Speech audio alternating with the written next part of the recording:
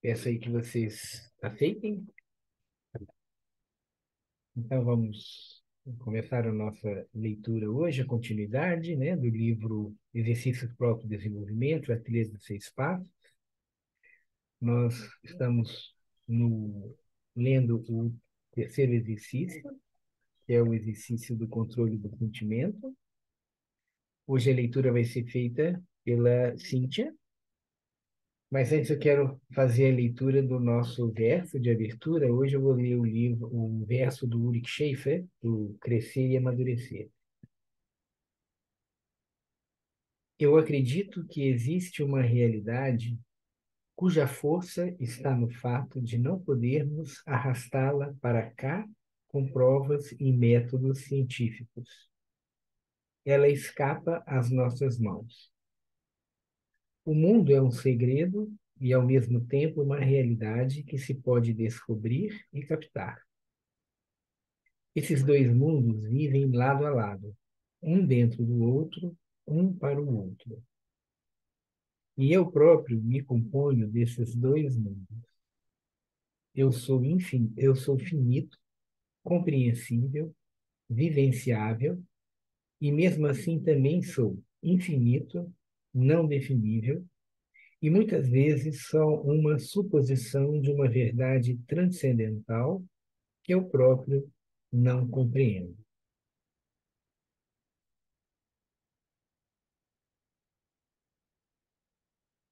Então, Cíntia,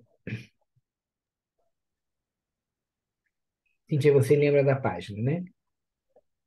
Sim, é o sentimento estabelece. Exatamente, isso.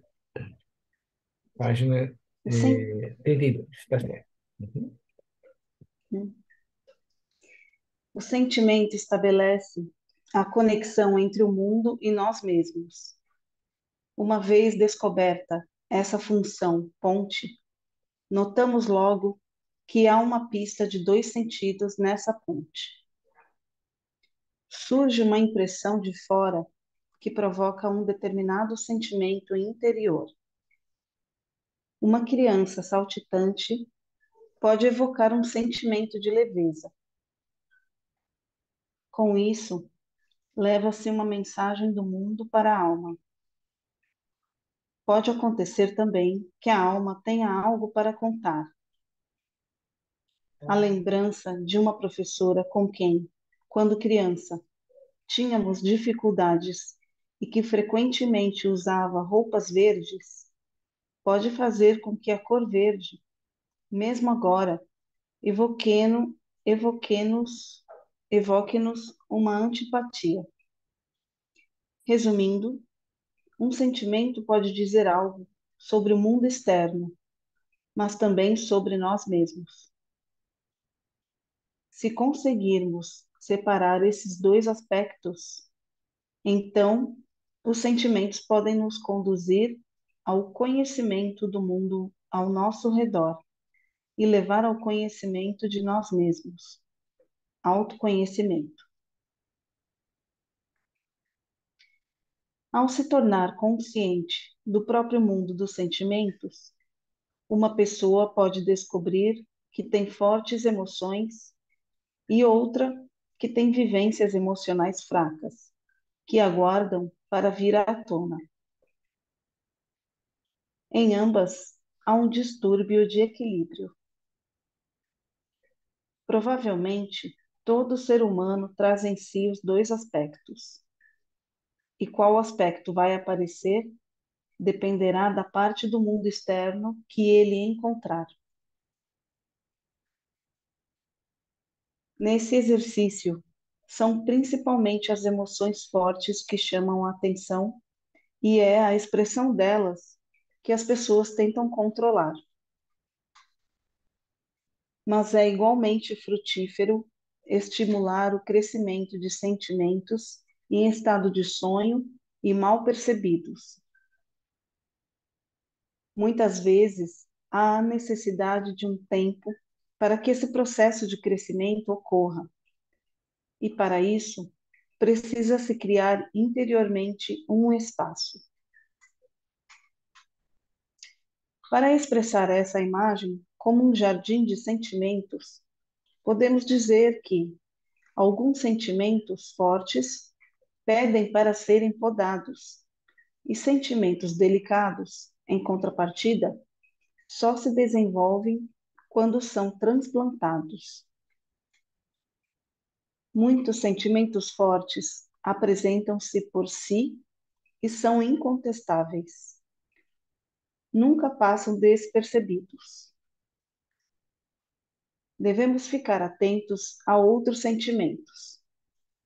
Na verdade, dar ouvido a eles, como, por exemplo, o humor que a neve provoca em nós, ou um arco-íris, ou uma chuva de primavera, ou o início do outono.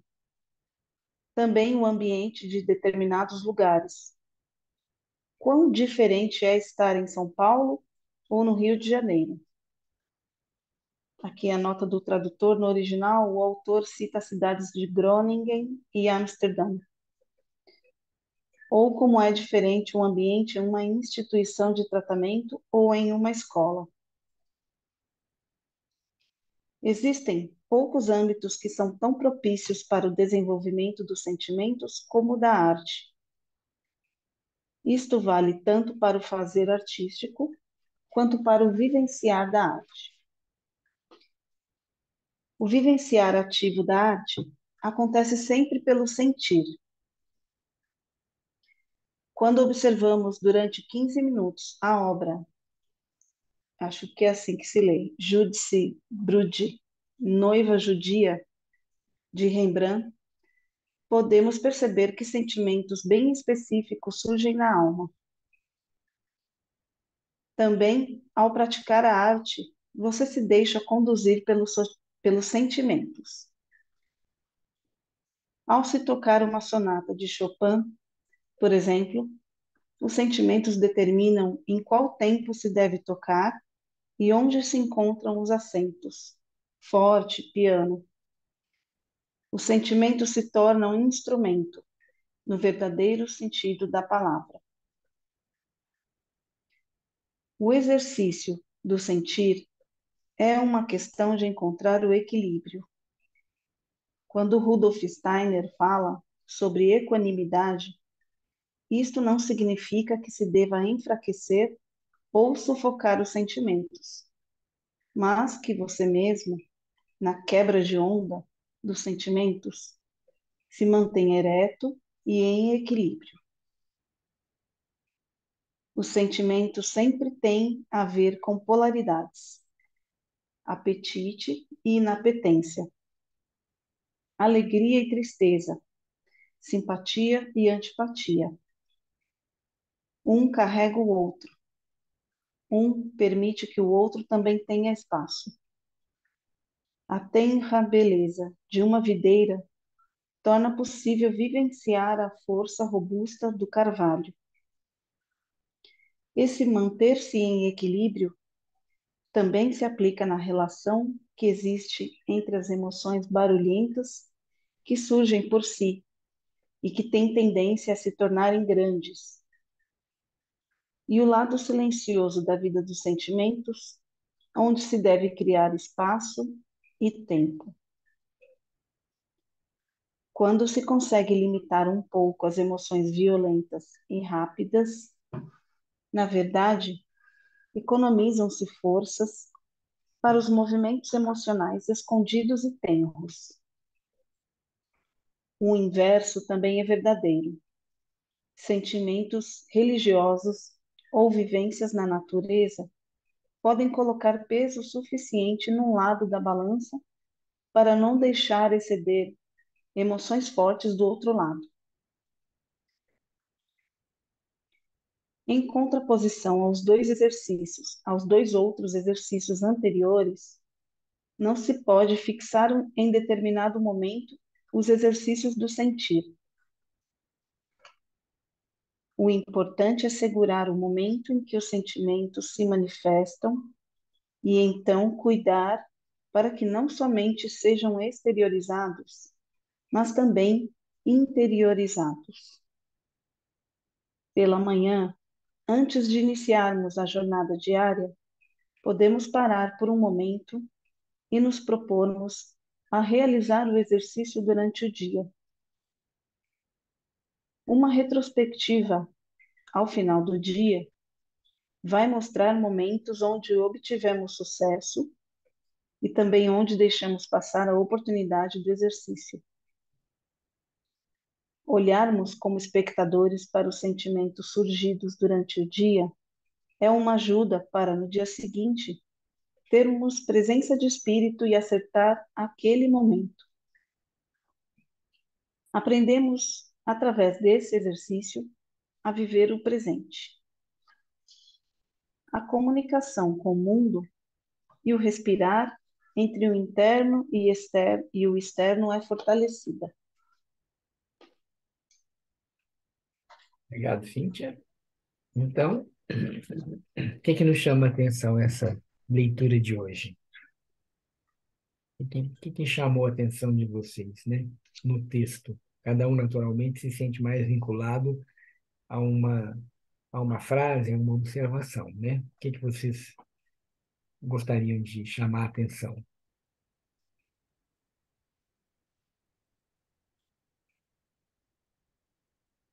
Posso falar? Já que Pode?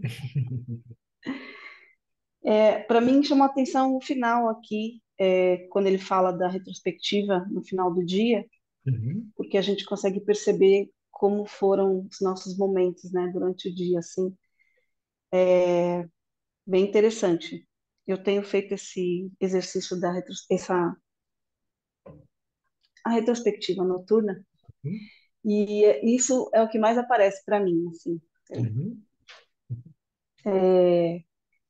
Não sei se é porque eu já tenho essa tendência a ser mais sensível e agora podendo olhar para isso mais de perto, né, me traz uma força e justamente esse olhar de fora para poder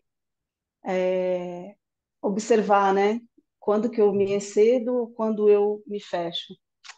E aí sim. durante os dias é como sempre eu falo aqui, né, que eu dou um passinho para trás assim nos momentos e aí eu consigo observar, nossa, será que isso aqui é para tanto? Sabe? É como se tivesse um sinalzinho assim dentro de mim que tocasse o sininho assim, Uhum. tipo agora, calma, né? Não é para tanto, ou presta atenção nisso aqui, nisso que isso aqui é importante. Obrigado, Cíntia. E, na realidade, quando ele fala disso, ele está falando para todos os exercícios, né? Então, acho que aqui é importante pegar essa fala aí específica, né, esse ponto do capítulo, quando ele fala da retrospectiva e relembrar a retrospectiva, né? Porque para muitas pessoas a retrospectiva não é um exercício tão simples. E a retrospectiva, do ponto de vista, como nós falamos na antroposofia, ou é sugerido pelo Steiner, é você, ao final do dia, relembrar seu dia no sentido inverso do movimento dos acontecimentos, né? Então, normalmente, quando nós lembramos uma coisa, nós lembramos do início para o fim. E o exercício da retrospectiva é o contrário. Você vai olhar do último evento para o primeiro, em direção ao primeiro. Isso é um exercício da vontade, porque a vida corre de um jeito e você deliberadamente pensa de outro. E também é um reforço para a nossa vida etérica, para o nosso corpo etérico, porque a memória está no corpo etérico. E no exercício ele tem uma característica que é você estar olhando de fora, como se você estivesse se observando. E ter o cuidado que é a armadilha do exercício, é que quando eu estou lembrando de uma coisa, no sentido retrospectivo, né?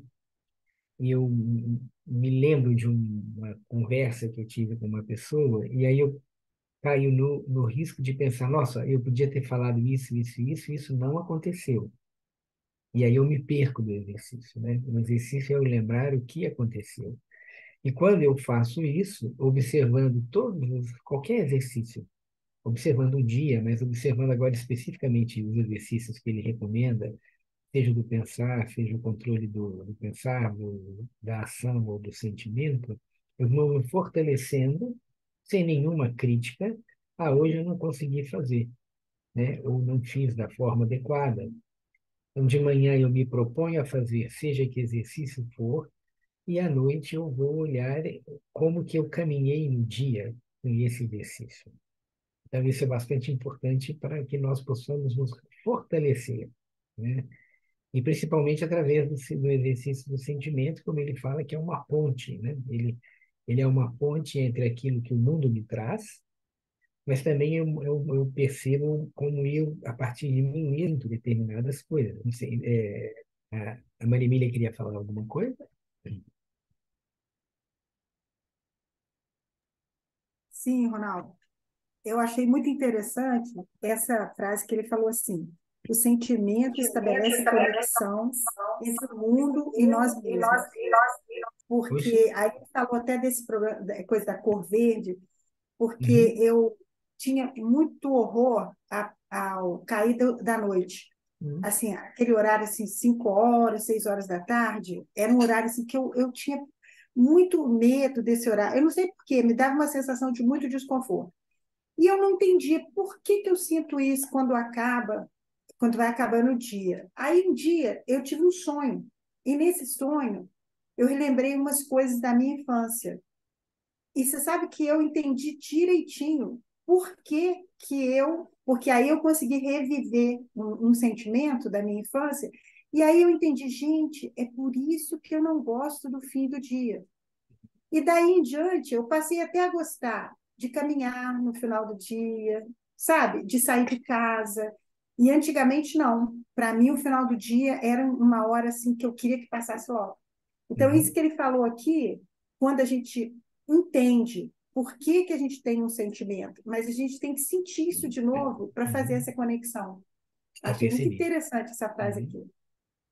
Isso é verdade. Só quando nós nomeamos é que nós podemos enfrentar a questão, né? Aham, E você falou uma coisa interessante, você tem uma vivência específica, mas para muitas pessoas esse horário da transição do dia para a noite é problemático, né? é? Então, se chama esse horário de lusco-fusco, né? Ou então a hora do lobo também tem esse termo, alguns citam essa fase, porque atavicamente nós percebemos que o dia você está olhando tudo, você vê tudo pela luz do dia. À noite existe uma escuridão, isso já é um arquétipo, né? Do escuro é mais Uhum. difícil.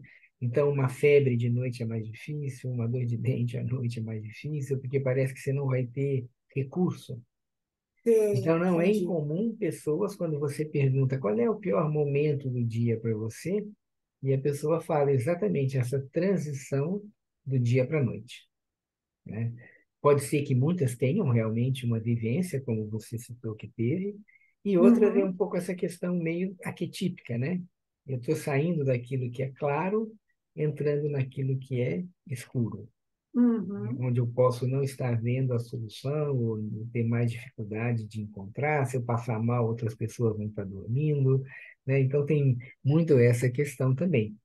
E, Sim. naturalmente, isso ele chama atenção.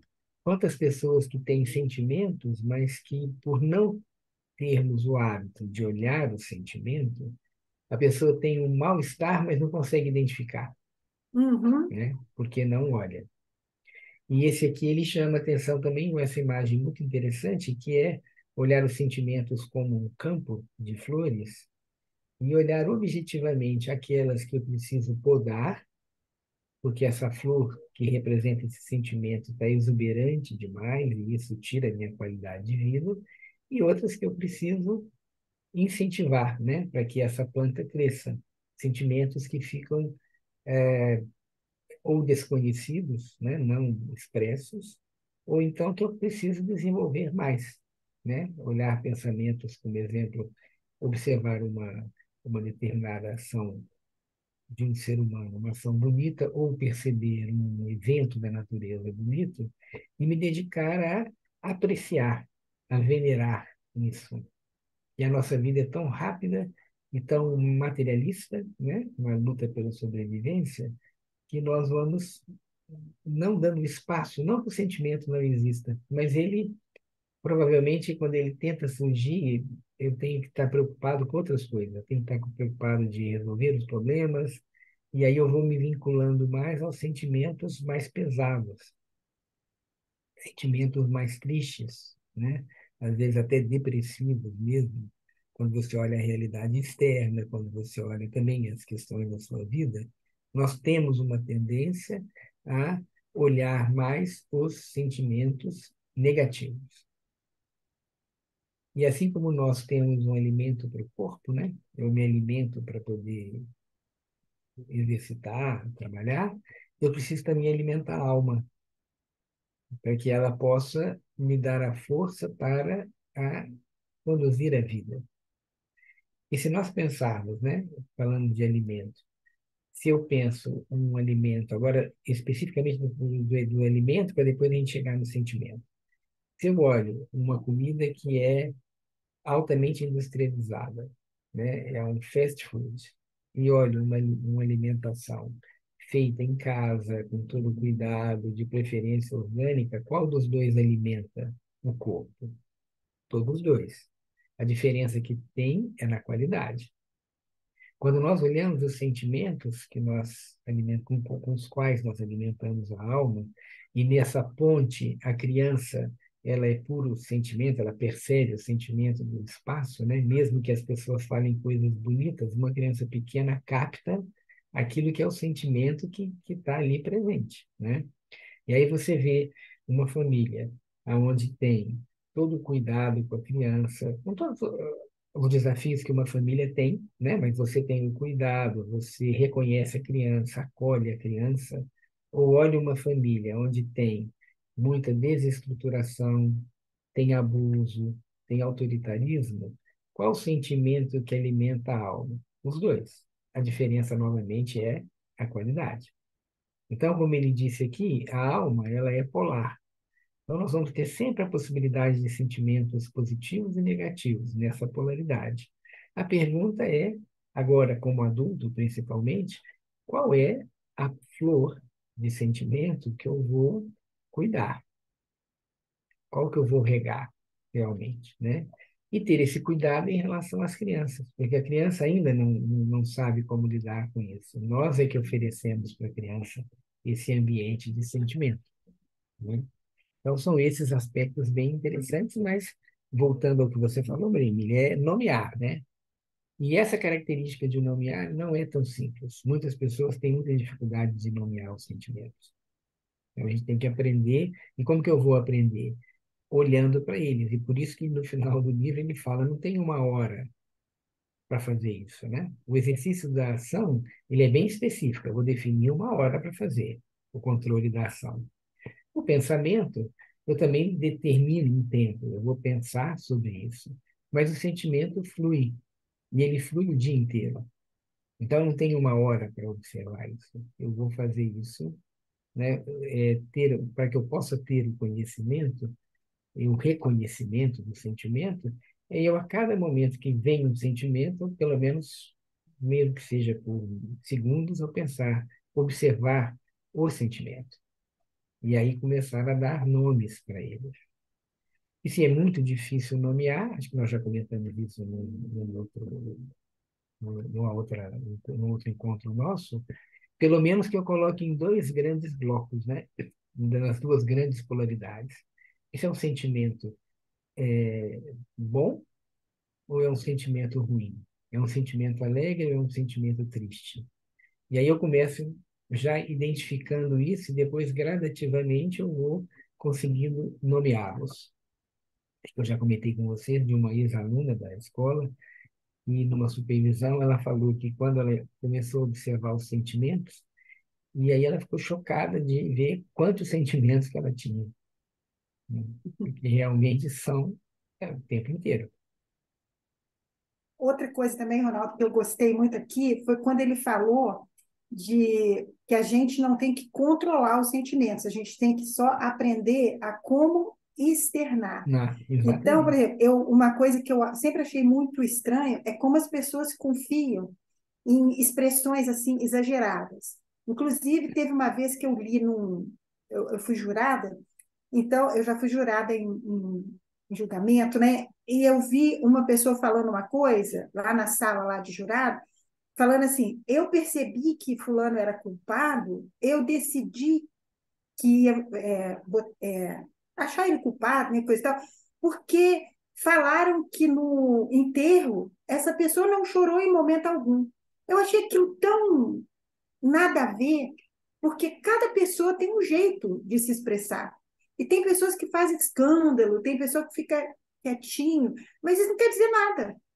Eu achei muito interessante essa parte que falou assim, a gente não tem que, não é a questão de querer controlar os sentimentos. Muitas pessoas conseguem observar os próprios sentimentos, sentir, mas não precisa, sabe, se afogar, como ele falou aqui numa hora, eu acho que foi até na outra, se afogar no sentimento. Uhum. Eu gostei muito disso, porque tem muita gente que leva a fama, né, de frio, e a pessoa não é fria.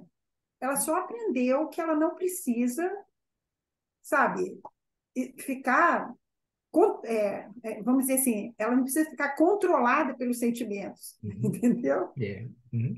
É a frase que ele usa, né? Não ser sentimentos, ter sentimentos, né? Exatamente. Então, isso é bem, porque a palavra controle, ela realmente dá uma impressão errônea, né? De que eu vou Sim, controlar o sentimento. Não, você não vai que é coisa controlar. É, artificial. o sentimento vai vir, ele brota, ele é espontâneo. É como que eu aprendo a não me perder nele, tanto na alegria quanto na Exatamente. tristeza, né? E principalmente quando você falou, a externalização, né? Como que eu Uhum, externalizo esse sentimento? Porque tem pessoas que num ambiente onde acha-se que eu tenho que externar uma tristeza, aí exagera também aquilo que na realidade não é o que está no nível adequado, né? Ou mesmo da alegria, né? Então, em locais que se espera muita alegria, muitas pessoas externam uma alegria que às vezes não é aquilo que vai na alma. uhum. É até interessante a imagem do palhaço, né?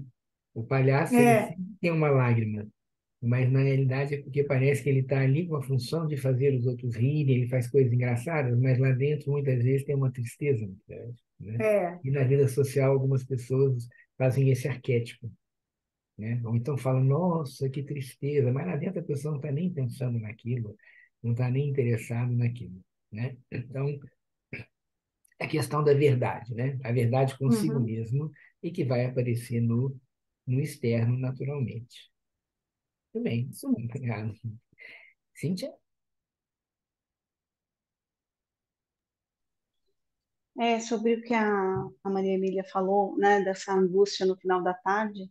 Uhum, E aí eu penso assim, que quando percebo, né, em mim, quando a gente não olha, né, a gente tem sentimentos e às vezes por algum medo ou alguma questão a gente não olha para eles. E o momento quando a gente para pensar ou, né, se confronta, e mesmo com medo, você percebe como a gente, né, como você fica mais forte, porque às vezes o medo ele tá num lugar assim, lá atrás, quando você era uma criança e não tinha como lidar com aquilo.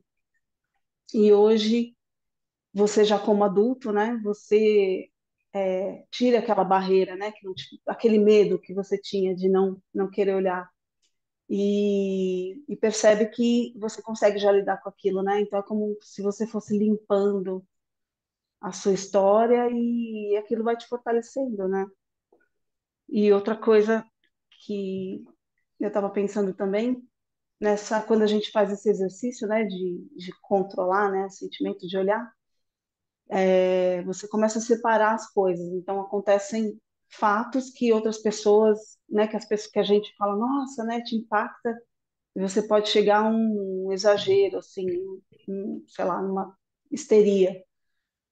E isso te tira forças para quando você, né, tem um sentimento bom, quer se aprofundar, assim, você fica meio que passa batido, né? Então eu percebi isso que às vezes tem notícias, principalmente quando vem de fora, assim, da mídia, eu dou uma olhada e aí eu mesma já eu ando falando assim que eu sou minha própria psicóloga, porque uhum, eu ando me dando os conselhos, assim, eu falo, calma, que isso aqui, né, vamos olhar direitinho.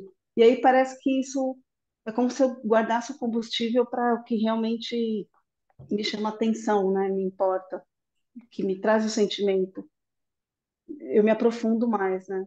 Eu percebi isso também.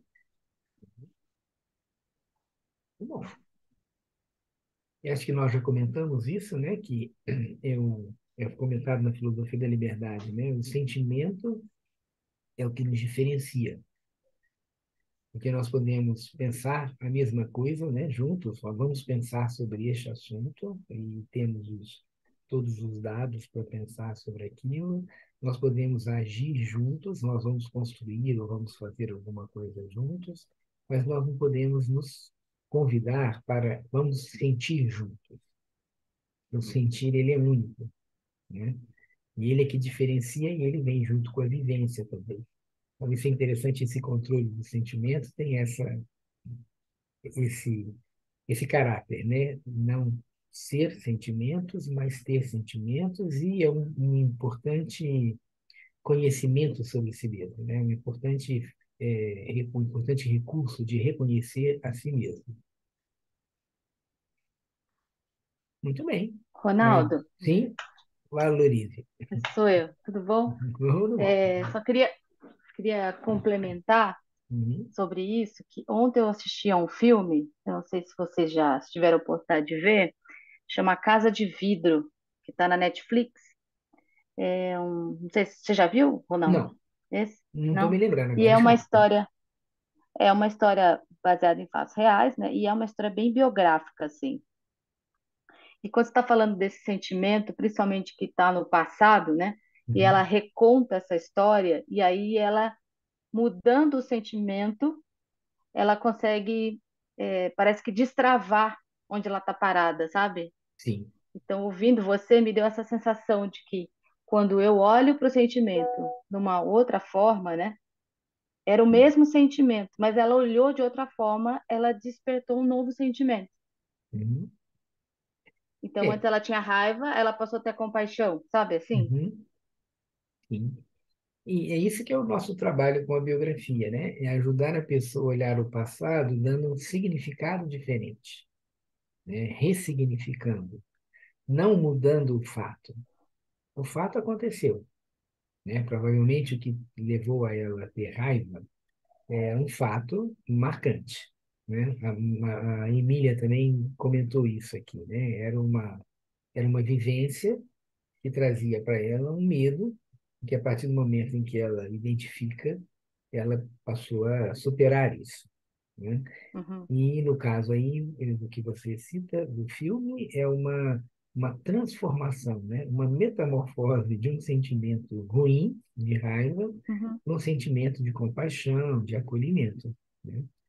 Então, sempre que isso. nós olhamos para o passado com o objetivo não de identificar e fixar, porque muitas pessoas que não conseguem fazer um novo significado, trazer um novo significado, elas vão recrudescendo e trazendo uma cristalização naquilo que foi. Então, tem pessoas que têm raiva por um motivo, com todo o direito que ela tem de ter raiva, mas ela não consegue fazer uma metamorfose e aquilo vai ficando cada vez mais pesado, mais pesado, mais pesado. E outras pessoas conseguem, na medida do que é possível, do limite, minimamente fazer uma transformação. Nem que seja diminuir a raiva e, de preferência, que eu possa passar por um processo de compreensão. Isso serve tanto para o pensar quanto para as ações, né? Ah, eu fiz uma ação no passado, eu não preciso ficar repetindo isso, e se eu vejo que essa ação não foi boa, eu vou dar um significado diferente para ela, e para significar, dar um significado diferente, é muito importante essa possibilidade do contextualizar, né? Quando eu contextualizo, é uma das coisas mais salutares que tem, porque naquele contexto as coisas talvez tivessem que ter ocorrido daquela forma. Hoje já não é mais para ser assim. E aí então eu posso fazer uma transformação, mas Uhum, sempre objetivamente olhando e nomeando, né?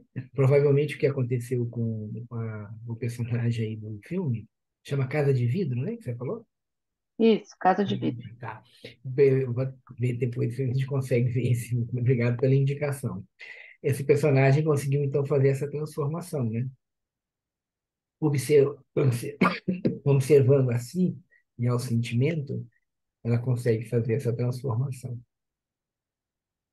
É, Obrigado aí pela indicação. legal. Obrigada, Pamela. É. Bom, vamos dar um passo, vamos entrar no próximo exercício.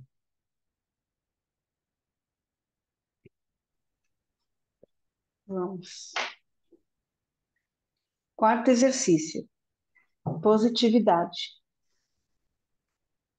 Os exercícios básicos do caminho de desenvolvimento, escolarização, são descritos por Rudolf Steiner em uma determinada sequência. A prática ensina que é frutífero manter-se nessa sucessão. Para os exercícios subsequentes, verifica-se que as experiências dos exercícios anteriores são muito úteis. Há indícios de que a sequência possui uma lógica interior. Muito claramente, isso é ilustrado através da lenda persa que Rudolf Steiner conta para esclarecer o exercício da positividade. Ver anexo à ciência oculta na parte final deste livro. Cristo e seus discípulos, em uma de suas caminhadas, encontram um cachorro morto à beira da estrada. Os alunos de Cristo desviam-se do cadáver que se encontrava em decomposição, cheios de horror. Com isso, eles dão uma expressão adequada ao sentimento que lhes surge. Terceiro exercício. Cristo, contudo, segue um passo adiante. Ele não se afasta do cachorro, mas continua a observá-lo e admira os dentes brancos e brilhantes que não se sujeitam à deterioração. Com essa lenda, vê-se que primeiramente foi vivenciada a decomposição do animal. Justamente por isso, foi possível visualizar a dentadura intacta e pura do cachorro morto e valorizá-la. O quarto exercício segue construindo a partir do terceiro e significa um passo subsequente e novo. A primeira atividade que é explorada no exercício da positividade é a persistência e a intensificação da observação. Procura-se fortalecer o interesse pelo mundo e torná-lo independente dos sentimentos primários que surgem de dentro. Somos facilmente afastados de observações posteriores por esses sentimentos, principalmente se eles são de natureza negativa, ou se é eliminado da situação pelos acontecimentos, ou se passa pelo fato com menosprezo. Pede-se aí a tomada de iniciativa para novamente se direcionar ao mundo e sair à procura de algo positivo. Como exemplo, temos professores que encontram, numa pintura de criança, que para um espectador foi um total fracasso, uma pequena parte que é linda e bem-sucedida, e a partir daí, as outras partes da pintura podem ser reconsideradas. Um outro exemplo. Em um grupo, pode-se descobrir que um notório ranzinza é justamente a pessoa que contribui para que o grupo se torne uma pequena comunidade com querer coletivo. Não é a intenção desse exercício que o negativo não seja notado, mas que dentro da experiência negativa tentemos descobrir o elemento positivo. Em uma caminhada no campo, na província de Drenthe, Holanda, somos importunados por voos rasantes de aviões militares de caça. Mas em seguida podemos ouvir o silêncio. Esse exercício reforça a capacidade de observação.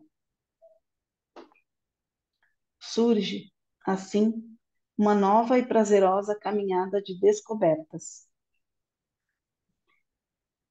Ao lado desse exercício circunstancial de positividade situacional, que no momento específico é colocado em prática, ainda há uma outra forma que é executada ao longo do tempo. Há em nossos tempos muitas circunstâncias e acontecimentos no mundo, e talvez também na vida de cada um, que evocam horror e com os quais não se quer ter nada a ver. Custa muito esforço até para conseguirmos ver algo de positivo nisso e interiormente dizermos sim ao acontecimento. No Velho Testamento, há a imagem da luta de Jacó com o anjo, onde Jacó diz: Eu não o deixarei ir até que tenha me abençoado. Muitas vezes esse abençoar chega somente quando descobrimos, na situação, algo que aquece, um lado positivo. Pode-se, então, reingressar no mundo com convicção. Talvez alguém queira fazer alguma observação antes de seguirmos. O que vocês acham? Se é fácil realmente fazer essa observação, né? Como ele fala aqui.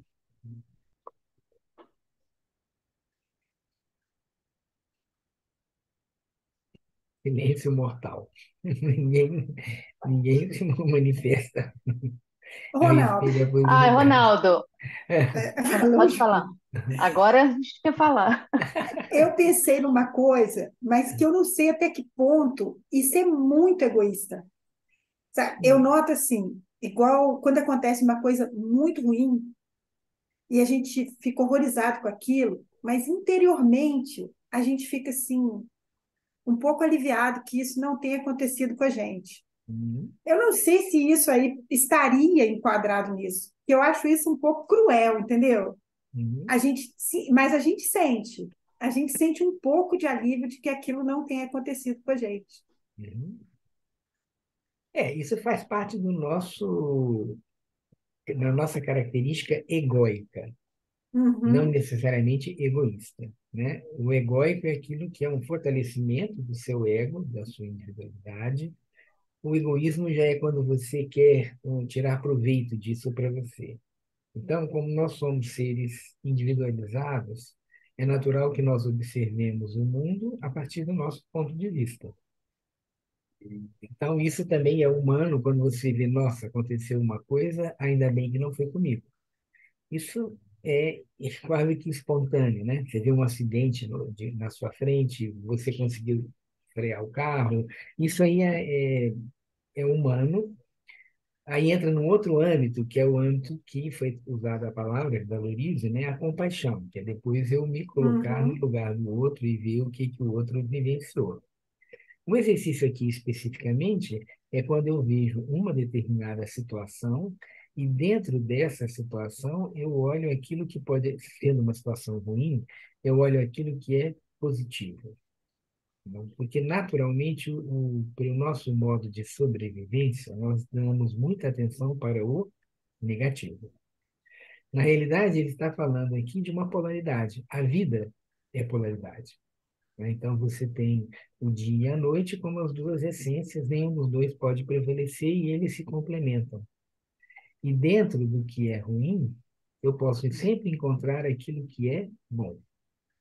E por isso do exercício também do ressignificar, né? Então, às vezes, eu olho para a minha biografia atrás, porque aqui ele está falando de uma coisa que acontece naquele momento, né? Então, eu estou caminhando num campo lá na Holanda e vem o voo rasante do avião militar, aquele barulho, aquele estrondo, mas depois vem o silêncio, né? Então, ele está chamando a atenção para esse fato, entendi. né? Mas eu também posso olhar na minha biografia e falar, nossa, aquela coisa, aquele evento foi muito desafiador, foi muito chato, foi ruim, mas às vezes, quando eu olho lá no futuro, eu falo, mas aquilo que foi naquele momento ruim, que não apaga, é um fato, me fez dar outros passos na vida.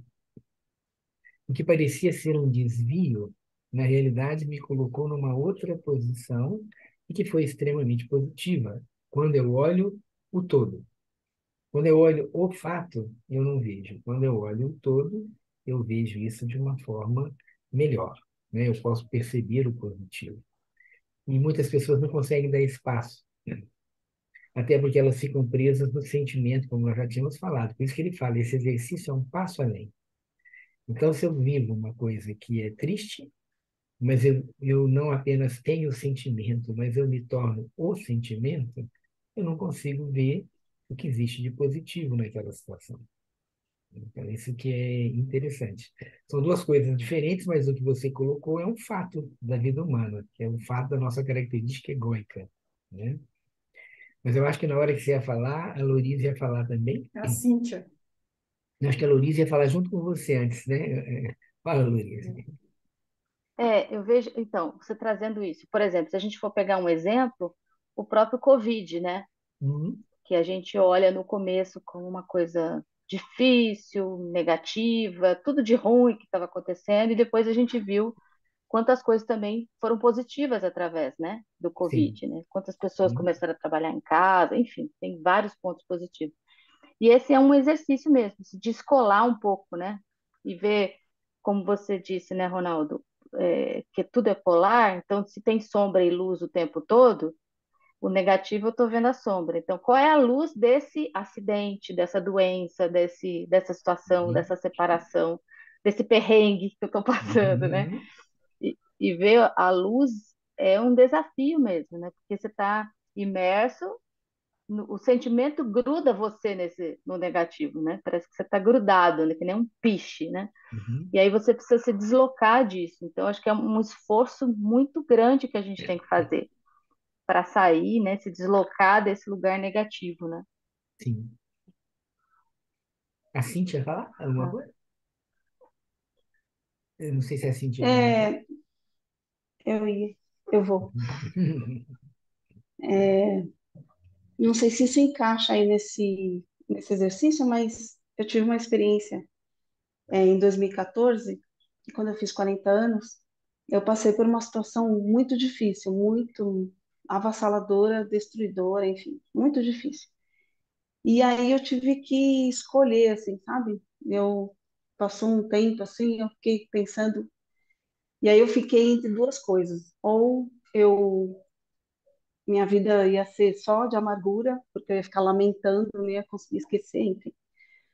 Ou eu pensei assim, eu vou a partir de agora, então, olhar a beleza das coisas, né? E não a beleza, acho que eu já até falei aqui no grupo uma vez, não a beleza de achar algo belo, padrão, né? Mas assim, de justamente isso que ele está falando aqui, de encontrar a beleza em tudo, principalmente em situações que não fossem tão boas, né? E aí no começo, assim, foi difícil. E isso faz tempo já, né? Já faz quase 10 anos. E depois o que acontecia é que eu queria falar, né? Como eu sou assim, impulsiva para falar, eu queria falar sempre o que eu estava sentindo e como eu estava vendo. Então as pessoas viam o mesmo fato e já iam. Esse exemplo aqui, né? Do Cristo, né? Ver o cachorro morto e falar, meu Deus, que horror, né? E eu olhava e falava assim, não, mas olha, tem, né? Aí, primeiro assim, parecia que eu era meio louca, as pessoas achavam que eu era lunática, e depois eu passei a não falar mais, assim, ficar mais comigo, né? E, e aí, sem querer, eu consegui superar aquilo que passou, porque vieram outras coisas, mas isso me trouxe essa força, assim, né? De pensar, né? Puxa, se a gente está na vida, né? E sempre, nunca vou poder controlar e achar que tudo vai dar certo, né? Como é que eu faço para me sentir bem apesar de, né? Eu acho que aí eu comecei por esse caminho. Aí, agora a gente lendo aqui, eu lembrei disso, né? Porque eu nem lembrava mais, mas a minha já é algo que já está em mim, assim, né? Porque assim eu encontro aquela esperança, né? Fortalece minha esperança, sabe? É isso. E eu vi que a Maria aqui escreveu que, contribuindo ao que a Louise disse, e era que o tempo, né?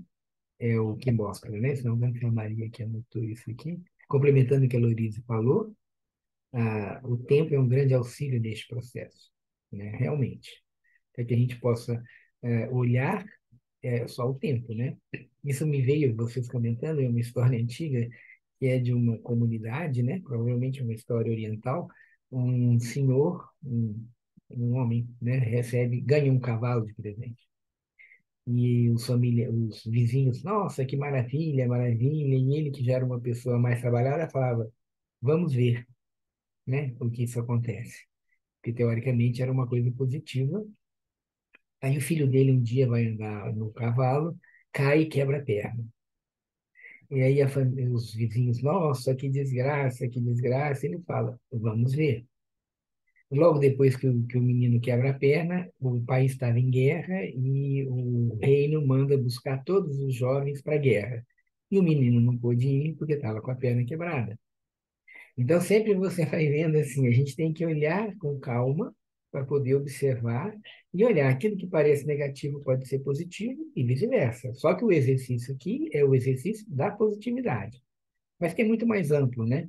Nesse sentido de ver que aquilo que pode parecer ruim pode ser bom, mas também positivamente olhar que aquilo que no primeiro momento pode ser uma coisa maravilhosa, mas pode ter um desafio na frente, né? Então, acho que esse que é o exercício, que é também uma coisa quando você compara com um jogo de xadrez, né? Eu acho bem interessante observar o jogo de xadrez. O jogo de xadrez já parte de uma polaridade, né? Você tem as peças brancas e as peças pretas, isso já é uma polaridade. Mas com uma coisa muito interessante, todos têm os mesmos direitos. Não existe vantagem. Você tem, e é um jogo de esperteza, é um jogo de inteligência, né? Ninguém ficaria satisfeito de observar um jogador que ganha trapaceando, porque isso não é um jogo, não é o que o xadrez prevê. Mas o que você vê com o xadrez é que quem começa o xadrez, a jogar o xadrez, no início, ele só pensa na próxima jogada.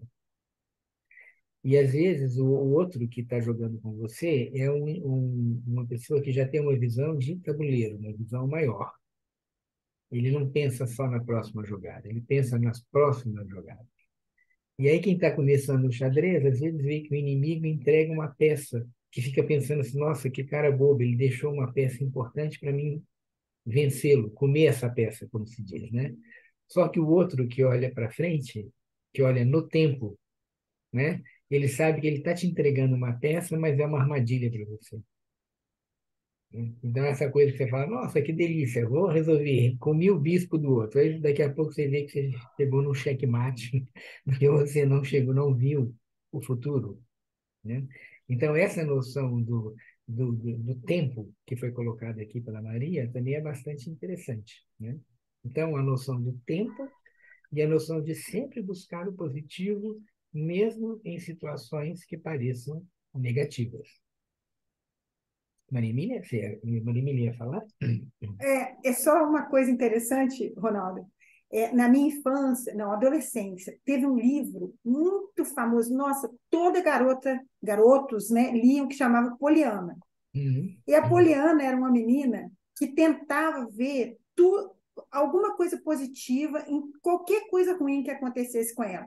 Ela era órfã, nossa, a garota, a vida dela não era fácil.